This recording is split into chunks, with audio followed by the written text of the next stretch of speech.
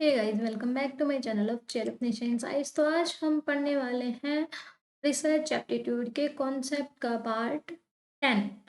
इसमें आज हम क्या देखेंगे? आज हम देखेंगे साइटेशन कैसे देते हैं। लास्ट क्लास में मैंने आपको ये पढ़ाए थे रेफरेंस के स्टाइल, जिसमें एपीए, एमएलए और सीएमएस, आई ट्रिपल आई ये सब चीज़ करी थी। ठीक है, तो आज हम एपीए स्टाइल की साइटेशन कैसे देते हैं वो देखते हैं। ठीक है, कल वाला तो आपको याद ही होगा, या फिर बता देती हूँ, पहले थोड़ा सा ओवरव्यू दे दूँ। 1 सेकंड रुको।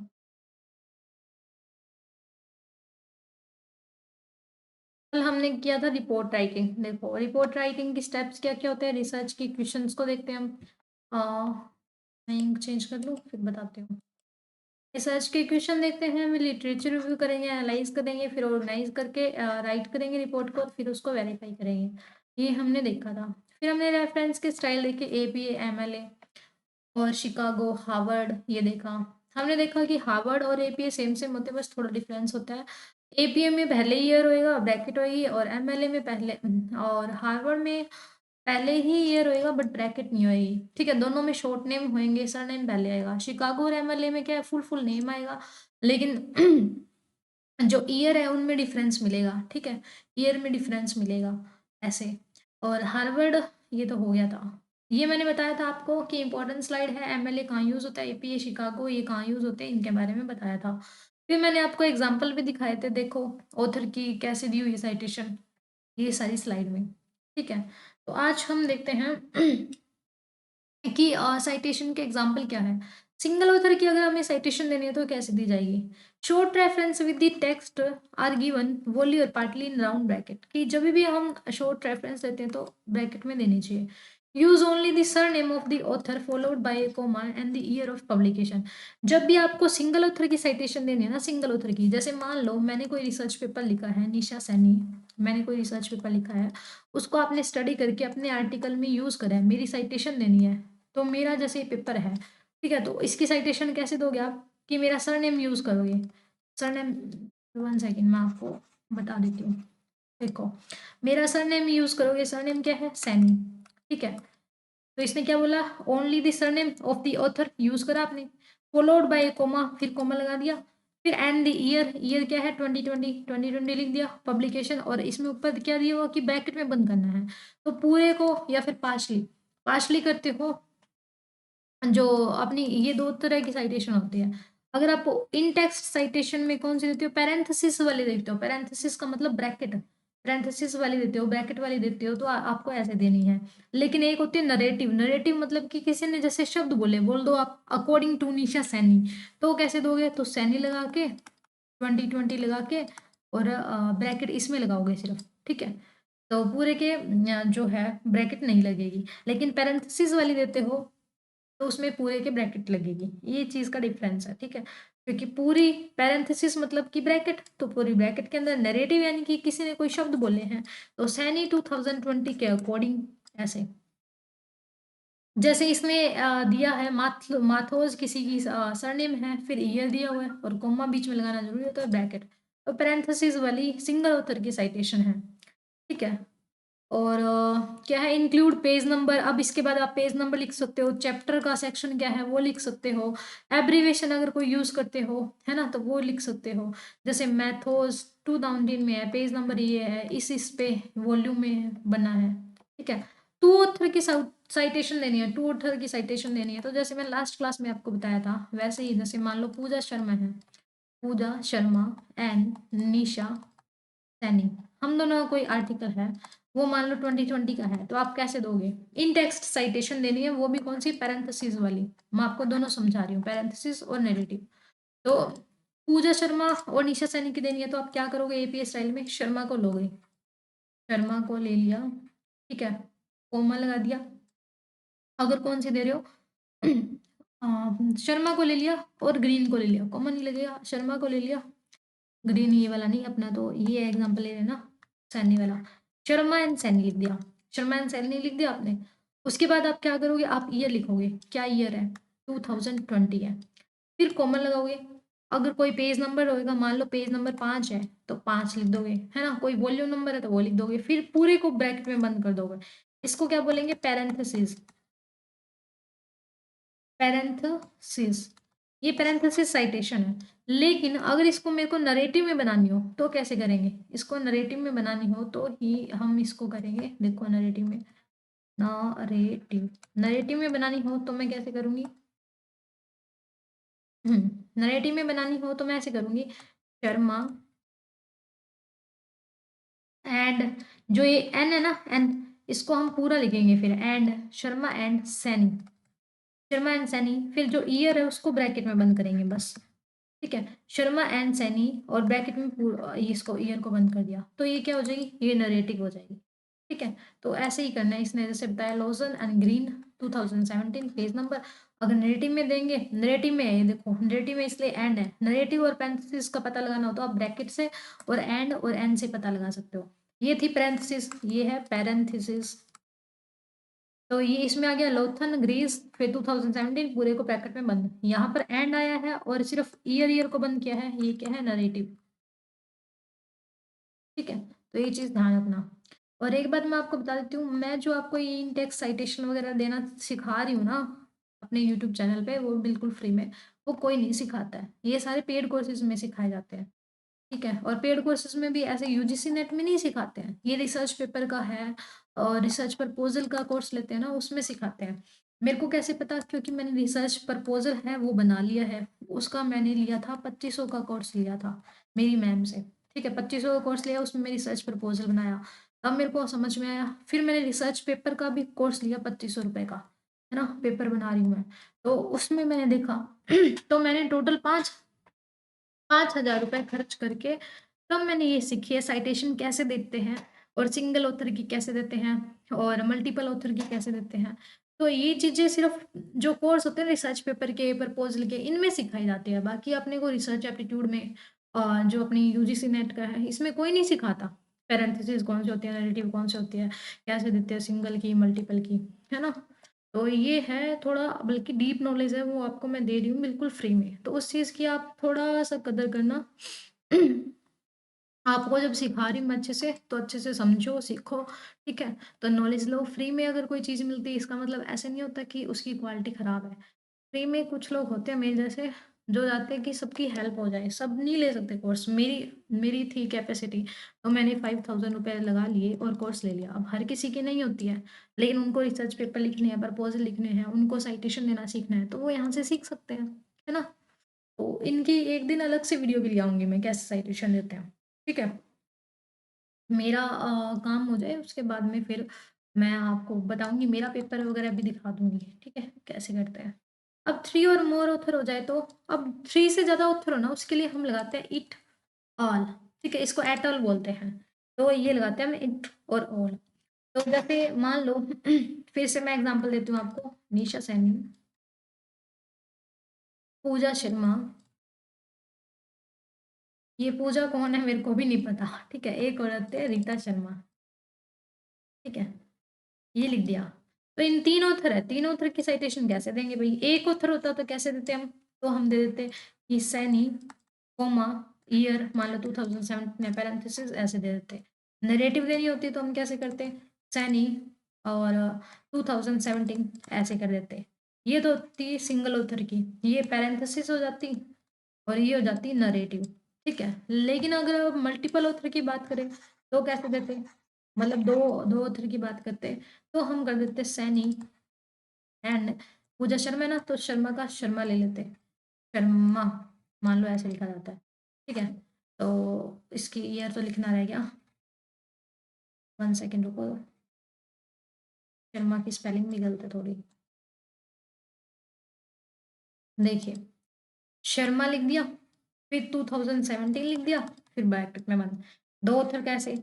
अगर हम बात करें इसको, मुझे क्या बनाना है? मुझे बनाना है इसको नरेटिव। नरेटिव में क्या करेंगे? नरेटिव में हम इसके बीच का एन हटा के एंड लिख देंगे, और इस सिर्फ ईयर ईयर को लगा देंगे ब्रैकेट।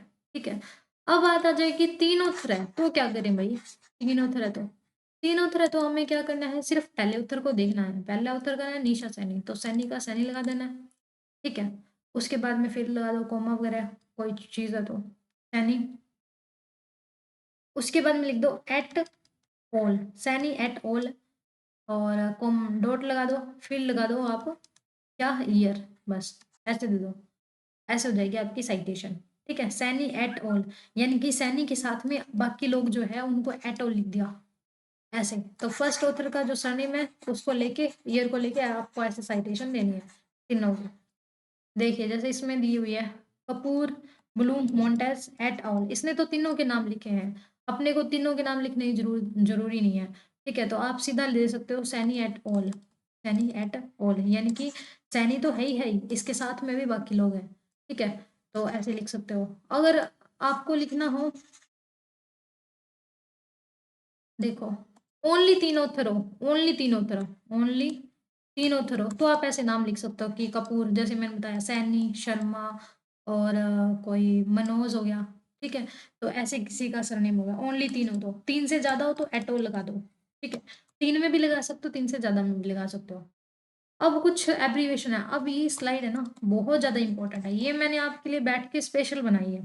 ठीक है, तो ये क्या है, अपने एनटीए के एग्जाम में आपने अगर पीवाईक्यू करे हैं तो आपको पता होगा कि ये जो एब्रीवेशन बहुत ज्यादा पूछ लेता है। जैसे एफएन है उसका क्या है एब्रीवेशन, ये पूछ लेता है, पी का पूछ लेता है क्या होता है, एनडी का पूछ लेता है क्या होती है। ठीक है, तो देखिए फर्स्ट है एब्रीवेशन, ईडी लिखा होता है, ईडी लिखा होगा, ईडीएस लिखा होगा, तो आपसे पूछ लेंगे कि कौन सी इसकी एब्रीवेशन है, तो आप बोलोगे एडिटर है।